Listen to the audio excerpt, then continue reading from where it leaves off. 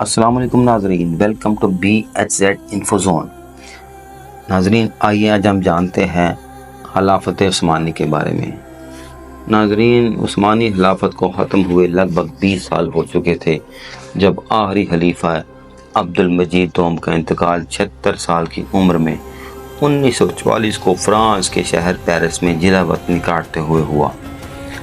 ناظرین ان کی خواہش تھی کہ انہیں ترکی میں ہی دفن کیا جائے، لیکن اس خواہش کو پورا کرنا آسان نہ تھا۔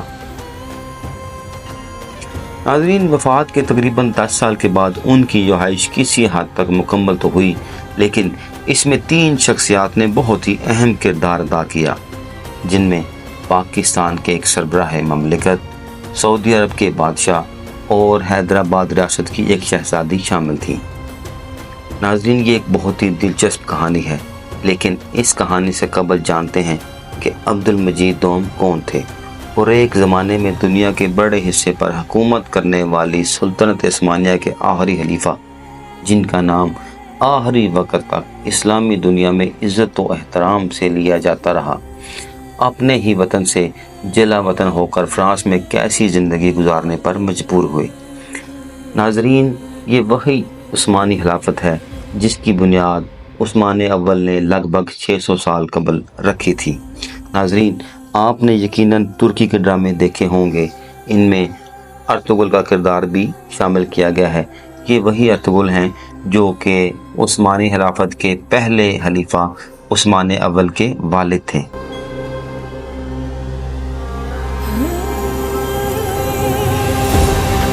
ناظرین آئیے ہم بات کرتے ہیں عبد المجید کے بارے میں۔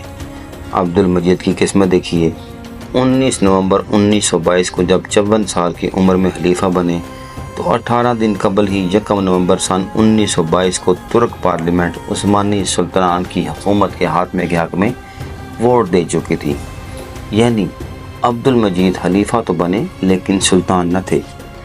اکتوبر 1923 میں ترک جمہوریہ کا اعلان کر دیا گیا اور کمال اتا ترک نے صدر کا عہدہ سنبھال لیا۔ اس طرح اتا ترک نے ترکی میں سب سے اہم سیاسی عہدہ سنبھال لیا، جبکہ خلیفہ عبد المجید دوم استنبول میں اپنے محل میں بغیر کسی طاقت کے رہے۔ کچھ عرصے بعد ان کو اس محل سے بھی نکال دیا گیا۔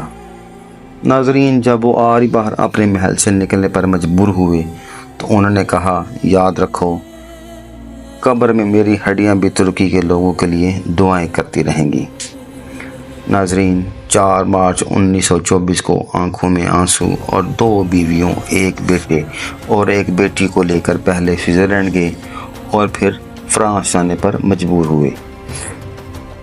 ناظرین جب وہ فرانس جانے پر مجبور ہوئے ان کے پاسپورٹ پر بس عبد المجید عبد العزیز ہی لکھا گیا تھا، بغیر کسی خطاب اور بغیر کسی عہدے کے۔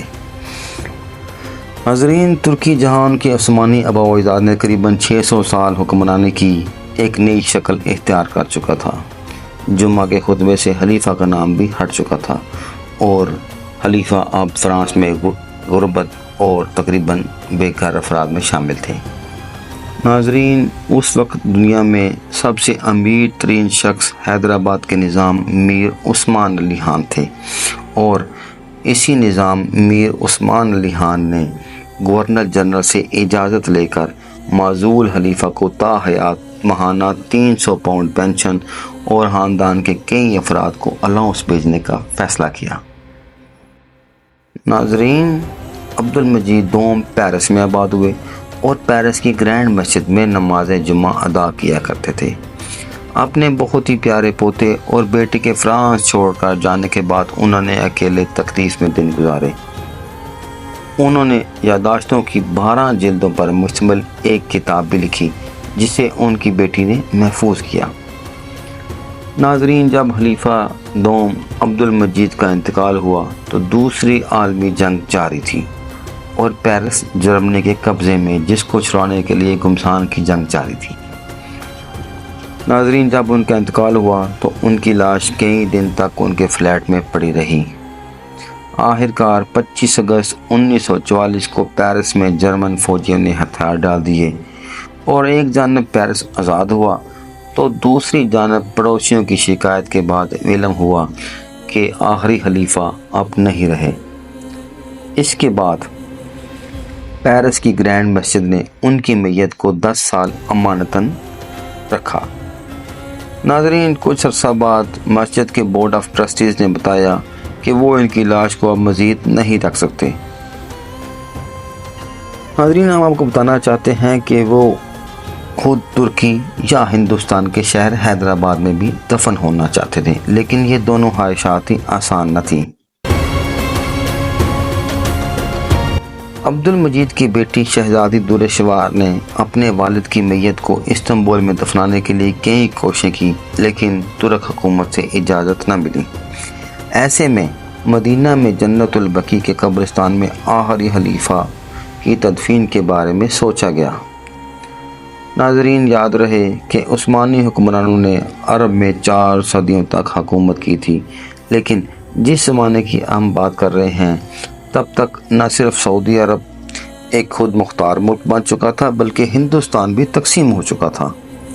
انڈیا اور پاکستان کی 2 ریاستیں جنم لے چکی تھیں۔ حیدرآباد کی ریاست نظام کی خواہش کے برخلاف انڈیا کے فوجی آپریشن کے نتیجے میں آزاد حیثیت کھو چکی تھی۔ ناظرین، اس کے بعد شہزادی نیلوفر نے ملک غلام محمد بوگرا کو فون کیا، جو ایک زمانہ میں حیدرآباد ریاست کے لیے کام بھی کر چکے تھے اور اب اس وقت پاکستان کے گورنر جنرل تھے۔ ناظرین، غلام محمد نے سعودی عرب کے اس وقت کے شاہ سعود بن عبدالعزیز سے درخواست کی اور آخرکار سعودی شاہ نے یہ درخواست اس شرط کے ساتھ منظور کی کہ کوئی عوامی تقریب نہیں ہوگی اور نہ ہی قبر پر کوئی نشان ہوگا۔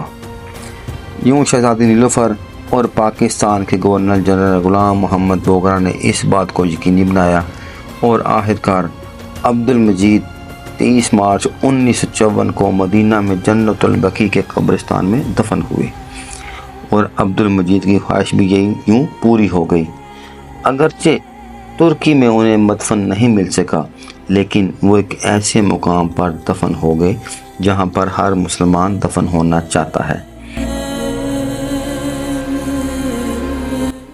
ناظرین، خود شہزادی نیلوفر، جن کی کوئی اولاد نہ تھی، وہ 2006 میں 92 سال کی عمر میں لندن میں وفات پا گئیں۔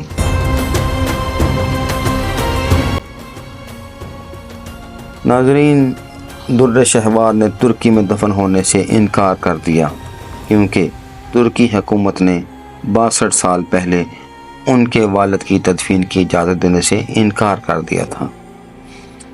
ناظرین، امید ہے آپ کو ہمارا یہ کنٹینٹ ضرور پسند آیا ہوگا۔ ہمارے چینل کو لائک کریں، شیئر کریں اور سبسکرائب کریں۔ شکریہ۔